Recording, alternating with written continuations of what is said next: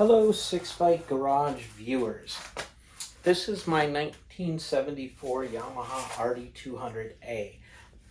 This June, I'm hoping to take it for about a 150-mile ride one way to Tieton, Washington, and then back over the Chinook Pass. Before I do that, there's a few jobs I'd like to take care of.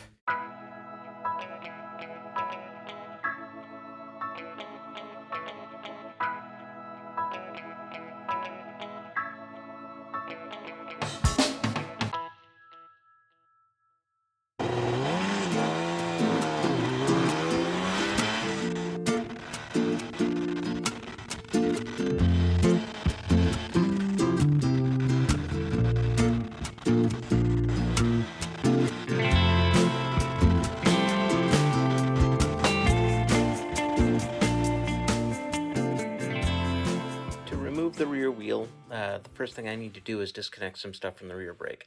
So we've got the brake rod. You could either remove it down there or up here at the spline. I'm going to take it off at the spline. And then there is a brake stay tension lever down here with a cotter pin, and I believe it's a 14mm nut. So I'm going to pull those things off real quick. The brake tension nut was actually a 17mm, not a 14. My mistake.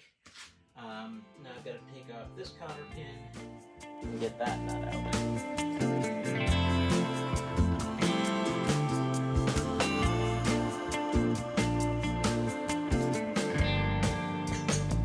I wasn't sure what size this socket was, but it turns out it's 22, and of course I have a 21 and a 23, but not a 22. I do, however, have from Toolkit on another bike a 22mm wrench, so I can use that.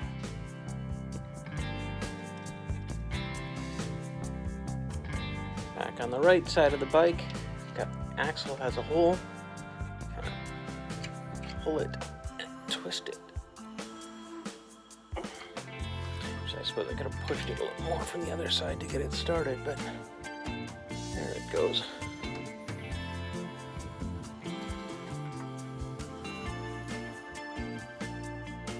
I'm gonna have to set the phone down, get this the rest of the way out.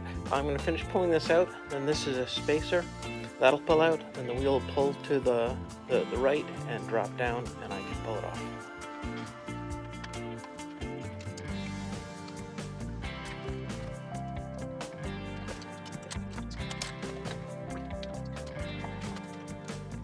And that's the rear wheel off. In a previous short, I had mentioned how old this tire was, and you can see the year code there ends with a 6, which leads me to believe this tire has been on there since at least 1986. The bike is a 74, and I don't think they would have replaced the tire after 2 years, and it's a Continental. But you can see how cracked it has gotten.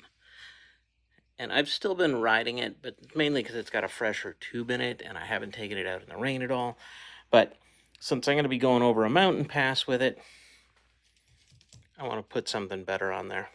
To let all the air out, the easiest way to do it is to have one of these little valve core tools. Sometimes they're built right into the cap, but you just stick it in there. It's got a little slot. Unscrew it all the way. Not quite there yet. There it is. So you can see it's got a little slot that just goes over the button. Oops, a little slot goes over the button. So I was just getting set up to show you how I break the bead on smaller width tires with my bench vise. And while I was setting up, I realized this one would just push off. Tubeless tires are a lot harder to do that, and even some tubed ones, it's a little tricky to break it.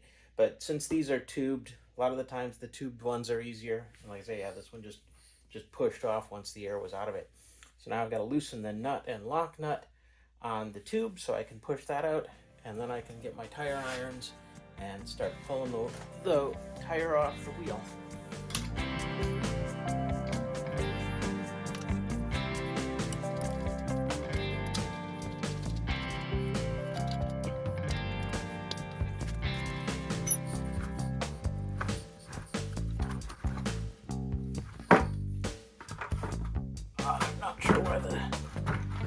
tube stem doesn't want to push down.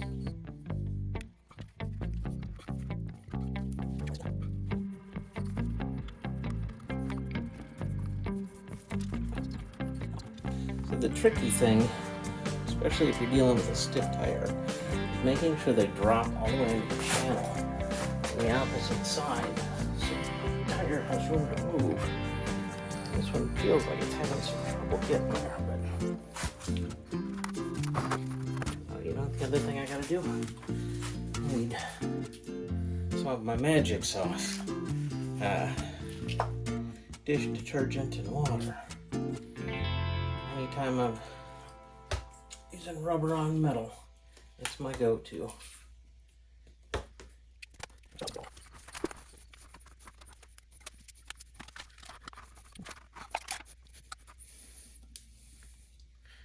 I mentioned when I was doing this on the Harley that it's not a skill that I feel like I'm particularly good at, tire swaps, but that one went so smoothly. I thought maybe this one wouldn't be that tough either, but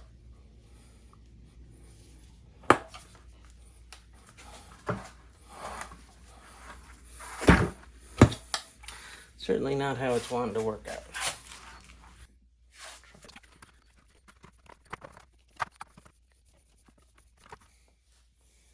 That took a bit more work and a bit of swearing, but I've got it started enough that I can get it the rest of the way off here now. But that was a pain.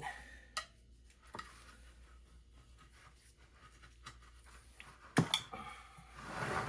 think it's just old hard rubber.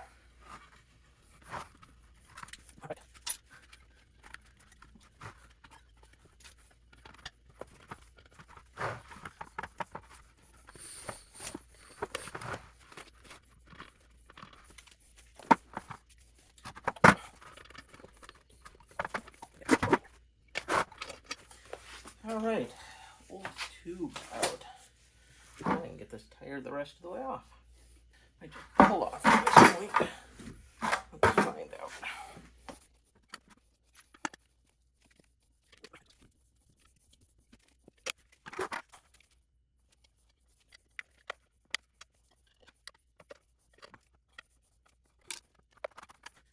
All right, some more swearing, but I think we're there. There it goes. Whew. I'm remembering why I said I would never change tires again.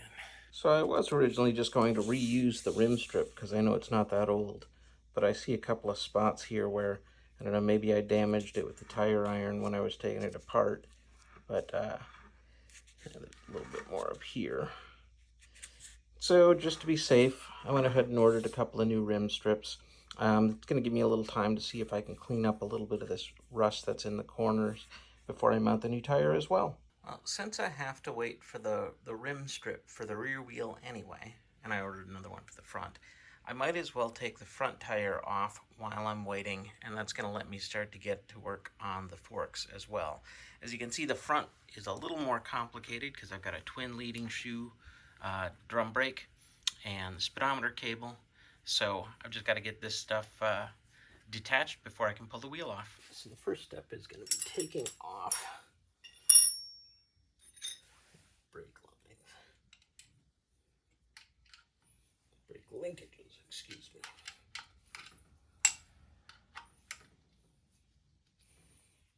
Now, I don't know if you can see it on camera, but I did take a Sharpie and mark where I had them set up. It might change from that, but it's going to give me a good baseline when it comes time to put it back together.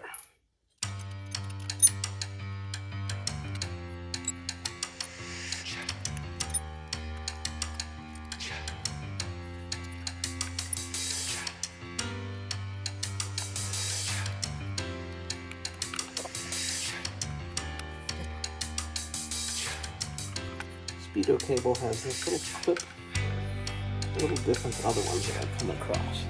That it's like that, so you need to pinch these two together, similar to another clip, but just bigger. We want to make sure we don't lose that.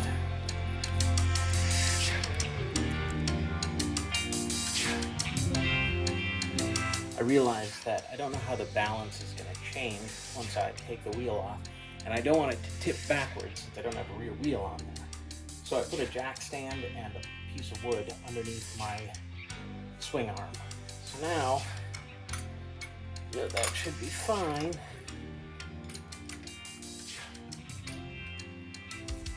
And I don't have to worry about it falling backwards, because it's basically supporting at 4 points, so any 3 can take the load. Didn't do the pinch bolt.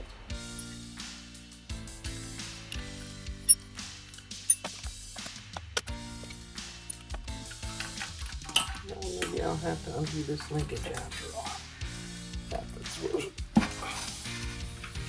Thought it would have enough clearance to get out of there. Let me think. There it is. That spacer out of the way. Linkage will come out of the way. And nothing fell too far backwards.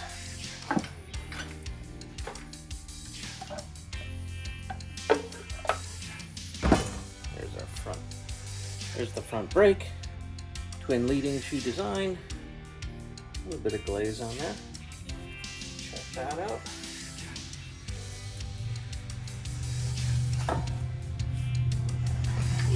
Let's take that out of there. Looks like you gotta go a little higher with the jack.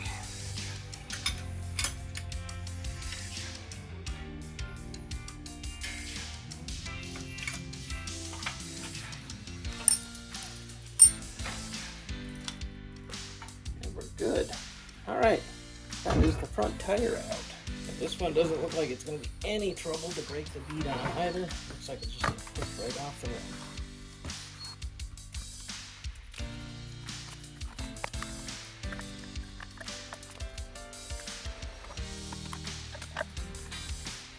This one looks like it's going to go a lot easier than the last one.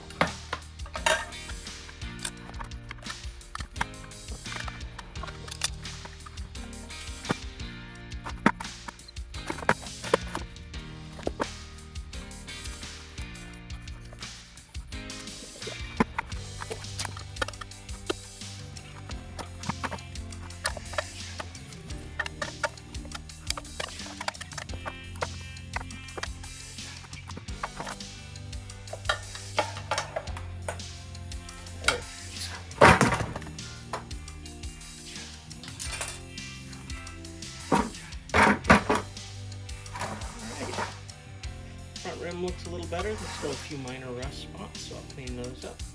I don't know if I clipped the rim strip on this one at all, but I've got another one of those on order too. So we'll get this one cleaned up and she'll be all ready. So the other thing I have to do, as long as I've got the front wheel off, well, I needed to do it regardless, but while the front wheel is off, I don't know if you can see this, but there's some oil there because I have some leaky fork seals in here. So I'm going to take the forks off and replace the seals before I put the front wheel back on. So I have to take off the fender, which looks like it's 2 12-inch bolts on each side. They might be 13s. And then I have to take off the top bolt and loosen the pinch bolts at the lower clamp, and then they should just slide right out.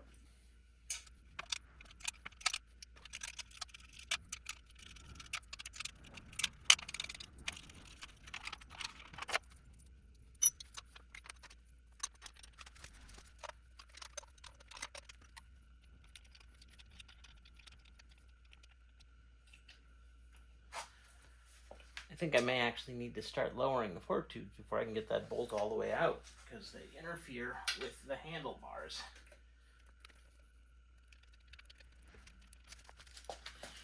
That's okay, that's easy enough to do.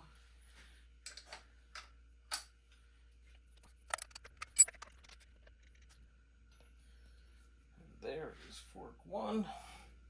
Just gonna set this somewhere where it won't tip.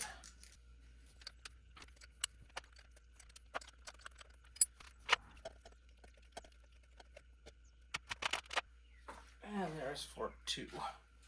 So step 1 is going to be draining the old fork oil. There's a bleeder hole at the bottom here. Just gonna let that sit for just a minute because I want to get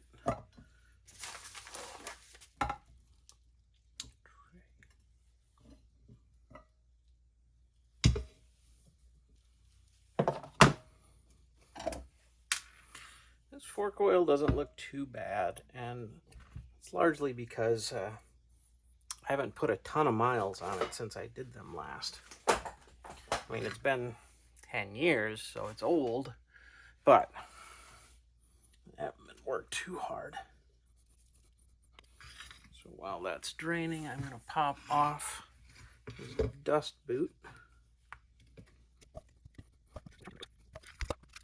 And it's going to be hard to see because of the focal length. Up at the top here, there is a big rubber O-ring. So I'm going to pop that out real quick. This is what that rubber O-ring looks like. I think that's about all of it, but I'm going to put this screw back in and tip it upside down and see if anything comes out the top. Okay, well, that's looking pretty good. I'm sure I'm going to get a surprise and get some more out of there. And for this fork, this is basically a big nut. So you need something like a strap wrench to get it off. This one wasn't on too tight, so that's good news. I probably could have done it without the wrench.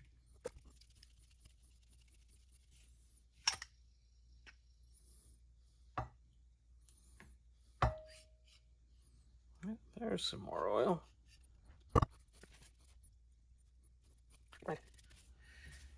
Let that stand up and drip. Now, I want to make sure all of this is clean and clear. So I'm going to slide this off the top. Now this nut has a bushing, and it's got the fork seal. So this fork seal is what I'm going to be replacing right now. This one doesn't look too bad, but it was leaking. So that's what we're going to do. So before I get to the fork seal, I'm just going to show you this, that there is a spring in the leg and there's a washer that sits down inside the spring. It's basically a spring seat. And this is where that O-ring goes, and I cleaned it out. There was a bit of corrosion, some smuts under there. It's not perfect, but it's a lot cleaner than it was. So I took care of that before doing the fork seal. The other thing I'm going to do, I was inspecting my fork tube, and I do have a bit of pitting up here. I think that's above where the fork seals normally ride, but it is possible that's why they went out. Now, there's a trick I've learned. I haven't tried this myself, but I'm going to try it here, and it involves taking a paring knife, like this one, and just working it over those. I want to get rid of any hard or sharp edges that could that the seal could hang up on. Just gently work it across there. The oil can fill a pit. And those don't sound too good. Oil can fill a pit and the seal will ride past it, but if there's anything jagged, the seal is going to catch it.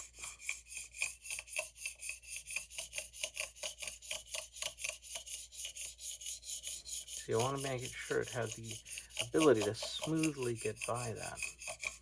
Now, if I could, I would love to get some newer fork seals. I'm sorry, newer fork tubes. That they're either unavailable or expensive or used and might be worse than the ones you've got.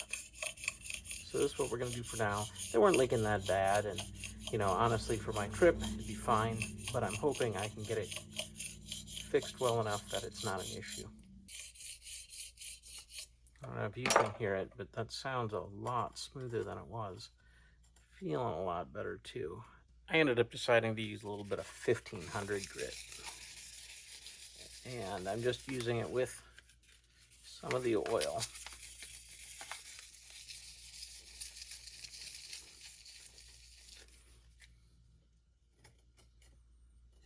That feels so much better.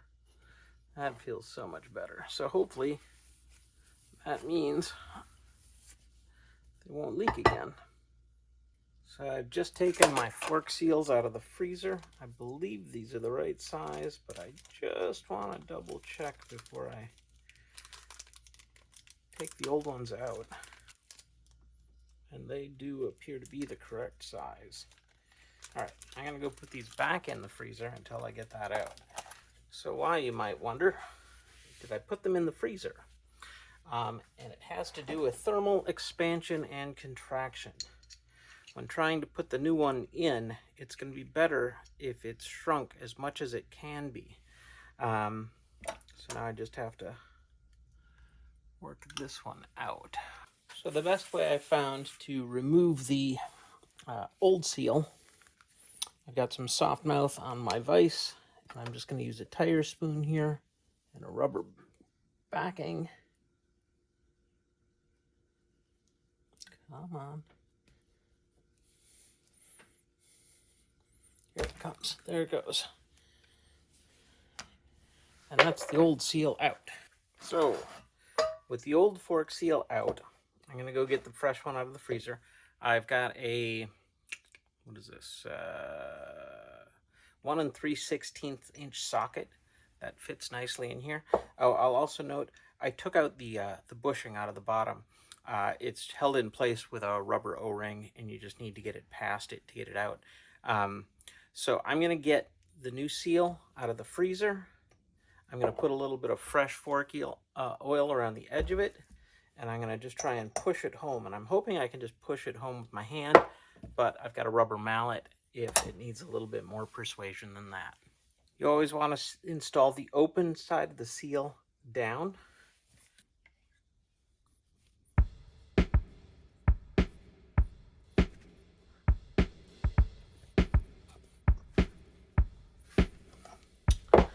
I think that is all the way seated. I'm going to give it just a couple of taps.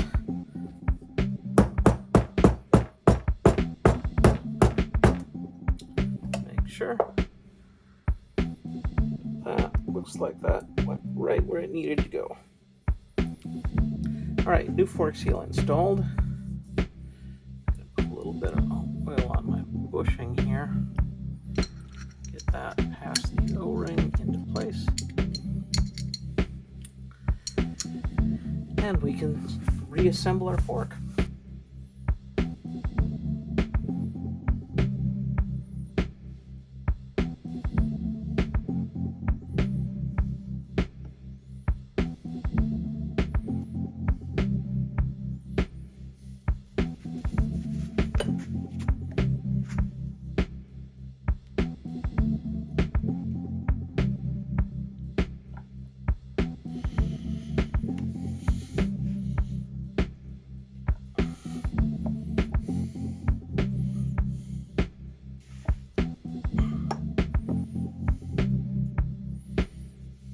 Okay. So this fork goes together much more simply than some other ones that I've worked on. The spring here is going to slide over a thing that's in there, just like that. And I'm going to get, where did I set my fork wheel?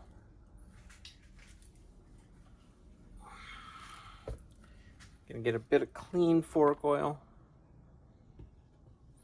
just to lubricate the inside of my seal and my bushing as they slide back over my inner tube.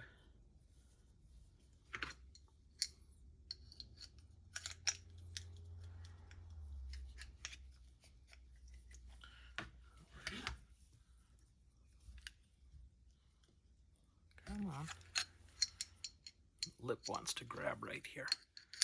So just need to finesse it. There it goes. Wonder if there's probably a better way to do that to protect it. Maybe some tape over that would have been a good idea. Hopefully I didn't harm it at all. And then it just screws back together.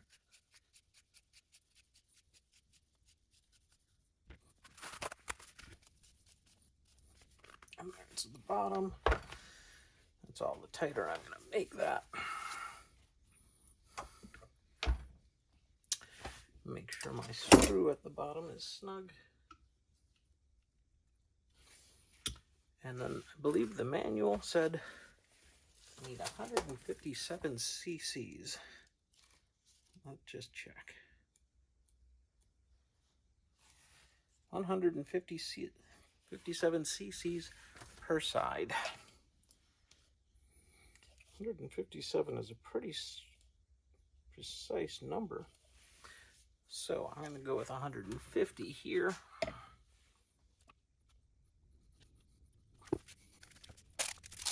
And then, because I've got some, I'm going to use a syringe to get the remaining 7 that I need. All right. There is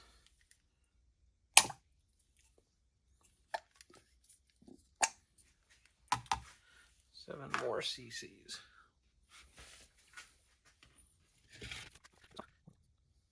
As you can see, I've already got the right side fork on, and so now that the left side is done, I'll slip that one into position as well. These are a little tricky because there's some washers and stuff that are on the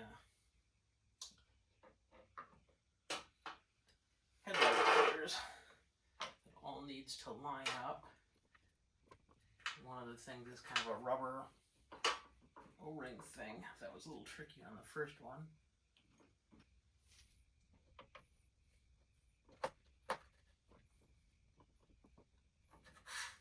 There it goes. And the top can be a little tricky too because it's got a pocket in. Oh, there it goes. Now we can get this. Oops, right. Cool. And then I find it is easiest to just twist the fork leg.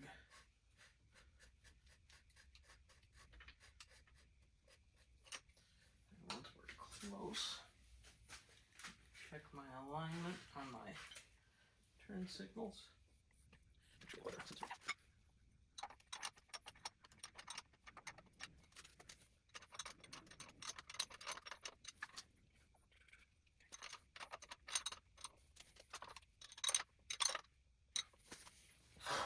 Okay, that's in position, so we can tighten our pinch bolt here.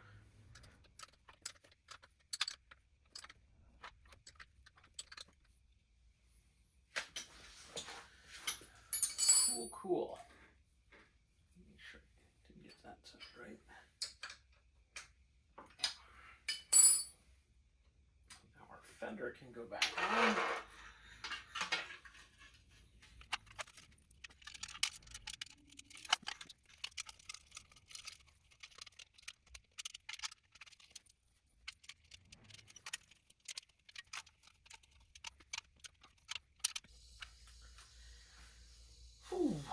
Forks back together.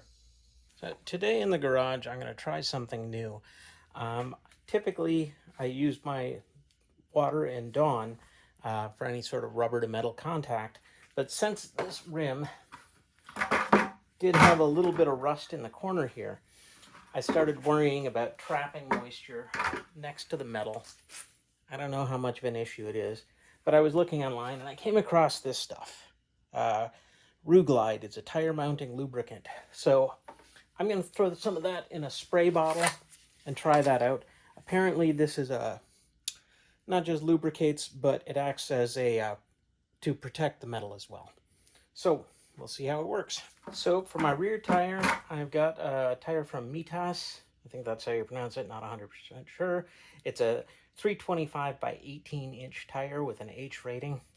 So let's unwrap that, see which direction it has to mount. Tells me the directional rotation is going to be that way.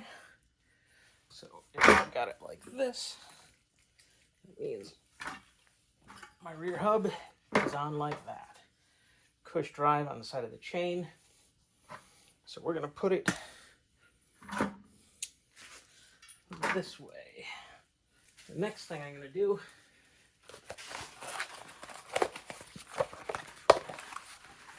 pop out my tube.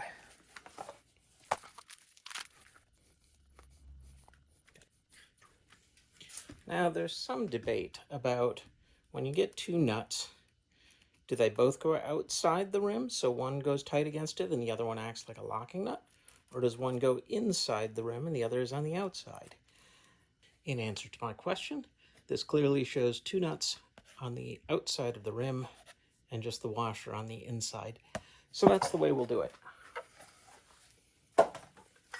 So the first thing I've got to do here is put just a couple PSI in here so it holds its shape, and we can stuff it in the tube.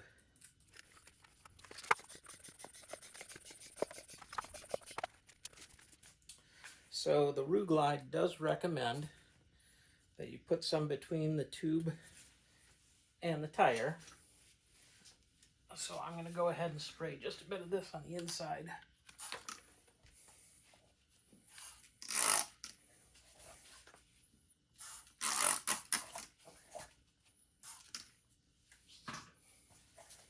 Alright, I imagine that is enough.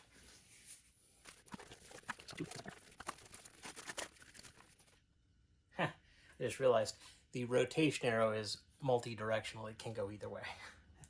That's kind of funny. I guess with this tread pattern, it doesn't really matter. Although these go that way. So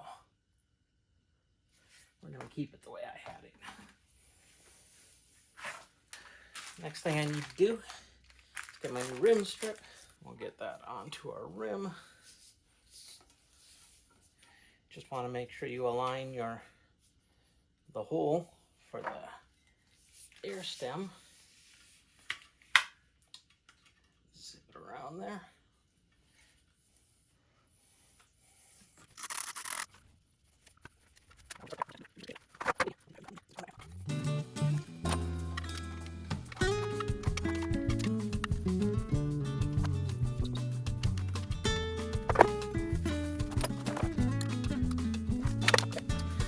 First side.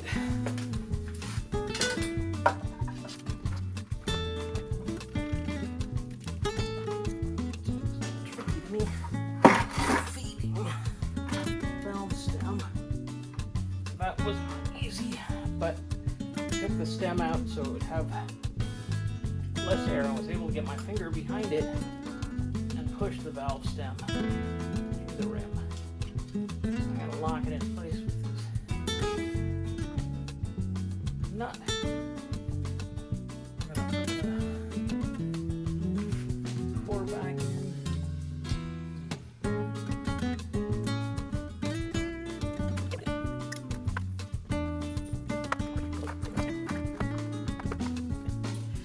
A moment of truth as we try and sit.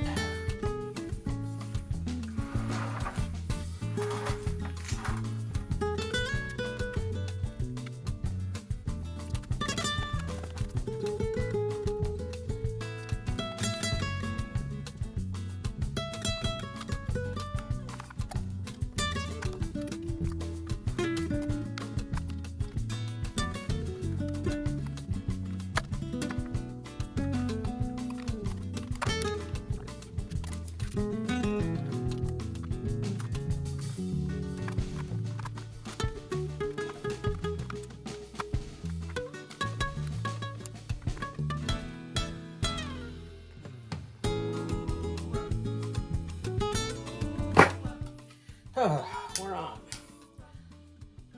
Woof. Alright, now that I finally get it on there, I'm going to air it up. I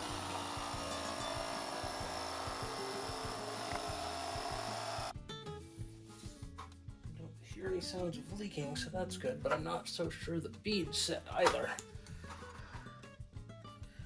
I'm going to add a few more pounds to that.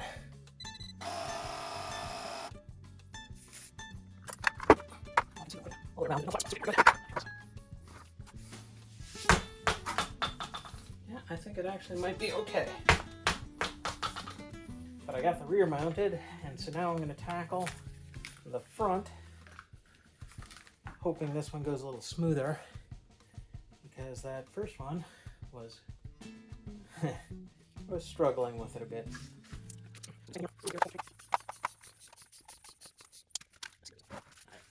This is my brake side, my rotation is going that way, and there's my rotation arrow. Unlike the rear, this one is directional.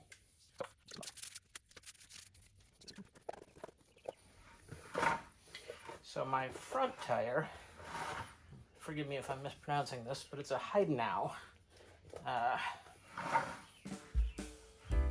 don't know much about either brand of the tires that I've got, but these are the ones that I found. They have tread patterns close to the original. I have heard some good things about the RD200As, and you know, my logic is no matter what I put on there, it's going to be better than the 50-year-old rubber that was on there, whatever it is.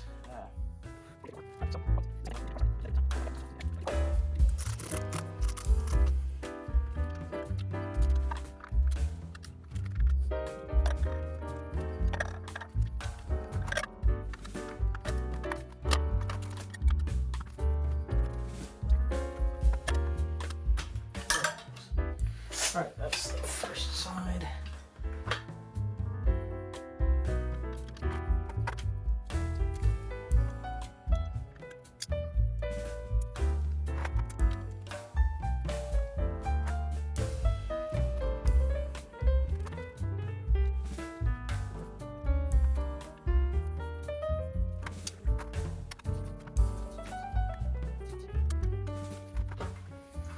Okay. This is the end game.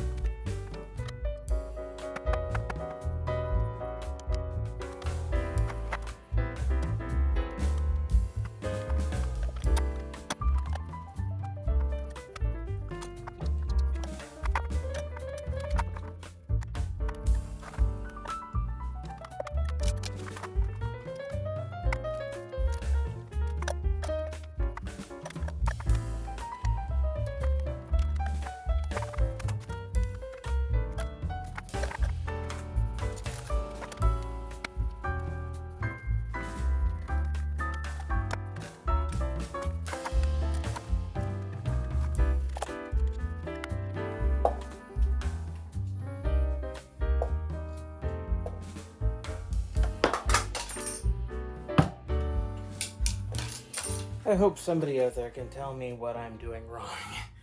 I got it on.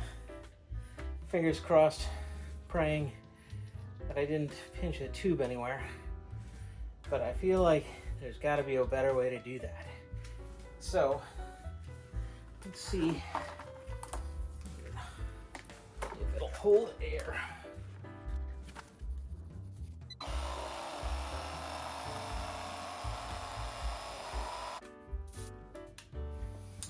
Don't hear any hissing, so that's good. And it looks even all the way around. Let's see any flat or low spots.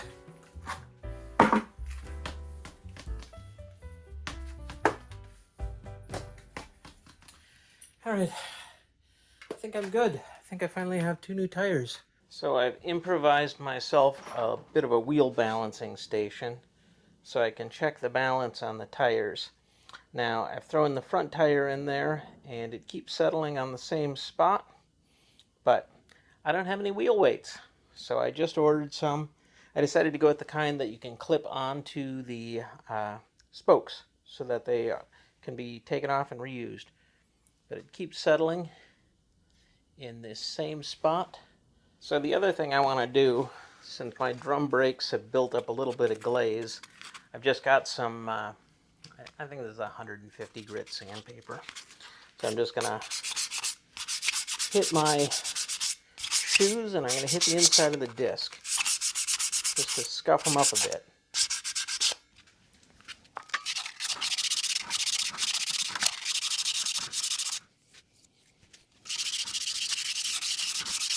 All right, I've got some wheel weights now. I've got a couple of different weights. It's hard to know how much I'm going to need, but I'm going to start with the second lightest. Might need to go just a bit heavier with it because that looks like it's still settling in about the same spot.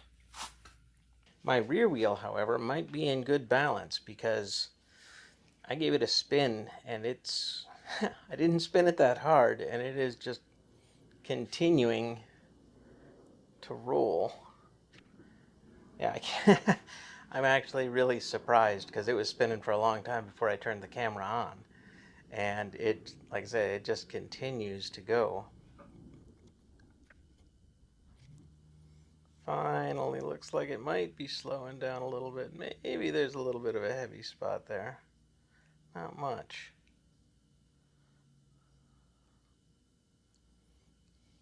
While it's spinning, I'm also looking, I'm kind of watching this line just to make sure that the tire looks like it's still true. You can watch this gap between the bucket and the brake rim, and it's not wobbling around anywhere. So this tire is looking really good. The balance is looking really close. Maybe just a hair. I think the heavy spot's about at the top. Yeah, it's coming back. So what I'm reading in the manual doesn't make any sense to me because it's telling me that with the brake actuated, I'm supposed to push these further apart. But if I'm looking at the inside and what's going on, right now I've got it set up about perfect, and both cams operate both shoes at the same time and move them the same amount. If I actuate the brake lever and then spin this out until it's fairly tight, what it's doing is changing it. So then you get a small gap there and a bigger gap there. Now, obviously, I don't have the pressure against the wall, but when I tried to do it when it was on there, it didn't feel right. And you can see they're not sitting level. So I'm going to go with my gut and set it up the way it feels right to me. And I guess we'll see what it does when it's on the road. Oops. My suspicion is that something in the manual may have been lost in translation because it talks about the levers being pushed out towards the rim. I think it means this lever out towards the rim, which would be turning this the opposite direction from where I was interpreting it. And that means when the lever is actuated, this side we know is pushing tight against that. So we want to rotate this so that's also pushing tight against that, which is where it's at right now. We're going to call that good and put our locking nut.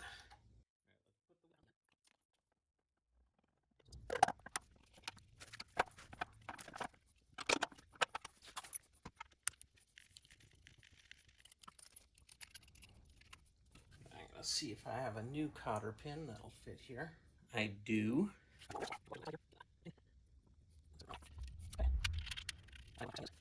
Before I do that, I think I'm going to hook up my speedo cable here. Give that a little bit of grease.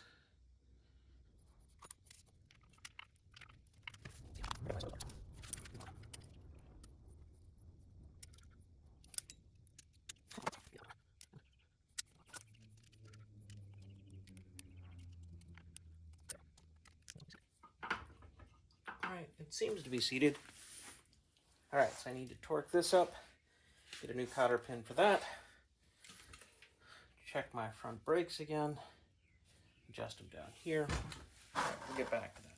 So I forgot that I don't actually have a 22 millimeter nut, so I can't actually torque it, but I'm not too worried about it because I looked in the manual and it tells me that I need between 570 and 1210 foot-pounds. So that's a pretty frickin' broad range. Inch-pounds. It translates to between 47 and just over 100 foot-pounds. So I'm just going to make it good and tight, because that's kind of a ridiculously broad range.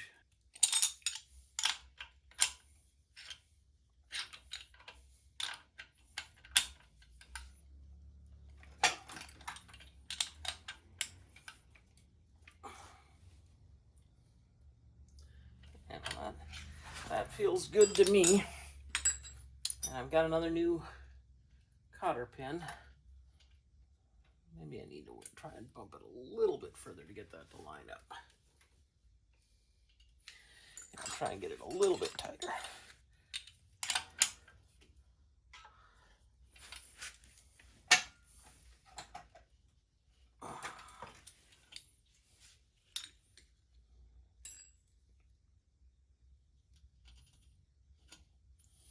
There we go. For some reason, these cotter pins that I've got are super long. That was the old one, and this is the new one. So I may try and clip it short, but just because that seems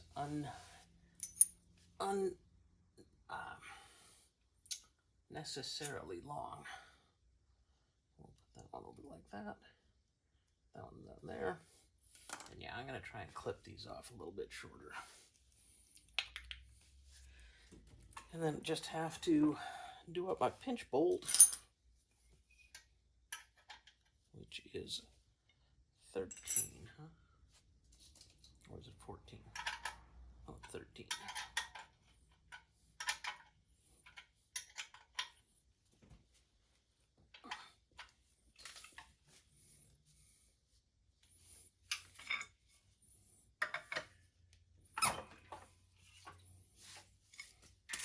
And there's my front wheel back on.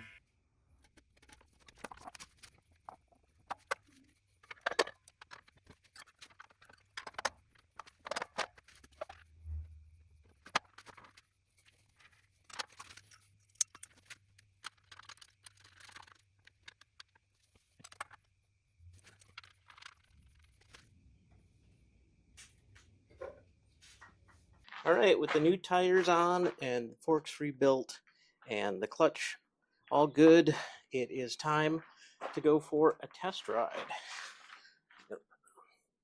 Turn on the fuel. Pull out the choke. And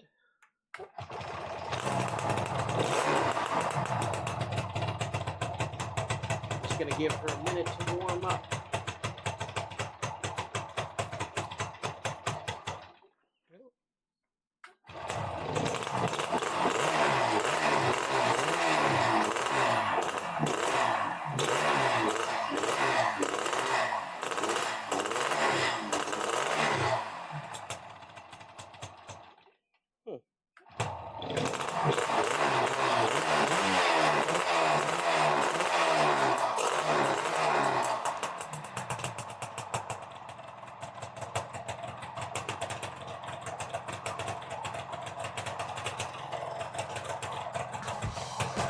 Let's see how she does.